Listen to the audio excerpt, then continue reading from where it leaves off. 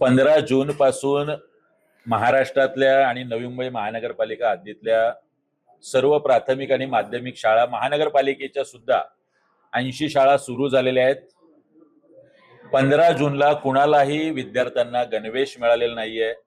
या संदर्भात आवाज उठवल्यानंतर सभागृहातले नेते सांगतात की 15 जुलैपर्यंत कुठल्याही परिस्थितीत महानगरपालिका शाळेतल्या प्रत्येक विद्यार्थ्याला गणवेश मिळेल. आज 17 जुलै आहे. 10% सुद्धा महानगरपालिका शाळेतल्या विद्यार्थ्यांना गणवेश मिळालेला नाही. मफतलाल नावाचा जो कंत्राटदार, यांचा लाडका कंत्राटदार आहे, ज्याने मागच्या 2 वर्षामध्ये 4 ते 6 महिने उशिरा गणवेश दिलेले होते, त्यालाच मुदतवाढ देण्याचा प्रयत्न आणि त्याच्यावरती करोडो रुपये खर्च करण्याचा प्रयत्न झाला. आमची मागणी आहे या माध्यमातून की या मफतलालवर तात्काळ गुन्हा दाखल करून त्याला ब्लॅकलिस्टेड करावं. जर पुढच्या आठवड्यामध्ये जर हे गणवेश विद्यार्थ्यांना मिळाले नाही तर सत्ताधारी आणि प्रशासनाच्या विरोधात महाराष्ट्र नवनिर्माण सेना म्हणून आम्ही जोरदार आंदोलन करणार.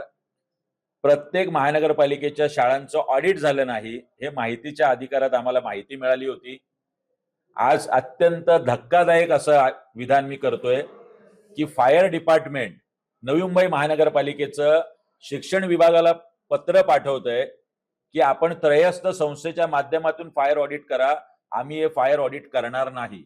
याचा अर्थ नवीन कुठली तरी कंपनी परत एकदा स्थापन करायची, त्या कंपनीला कंत्राट द्यायचं. आमचा पूर्ण संशय आहे फायर डिपार्टमेंट मधल्याच अधिकाऱ्यांच्या कंपन्या असतात, त्याला कंत्राट कसं मिळावं याच्यासाठीचे हे सगळे उद्योग आहे.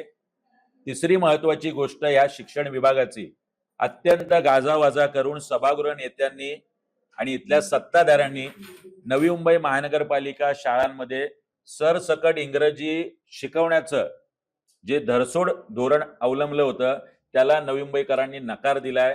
57 शाळांमध्ये फक्त 128 विद्यार्थ्यांचा प्रवेश झालाय. प्रत्येक शाळेमध्ये 10 आणि 15 आणि जास्तीत जास्त 20च्या वर विद्यार्थी नाहीये. सभागृह नेते सागर नाईक यांनी 20 तारखेला होणाऱ्या महासभेत नाक घासून नवी मुंबईकरांची माफी मागितली पाहिजे आणि हे धोरण गुंडाळलं पाहिजे, अशी मागणी आम्ही करतो.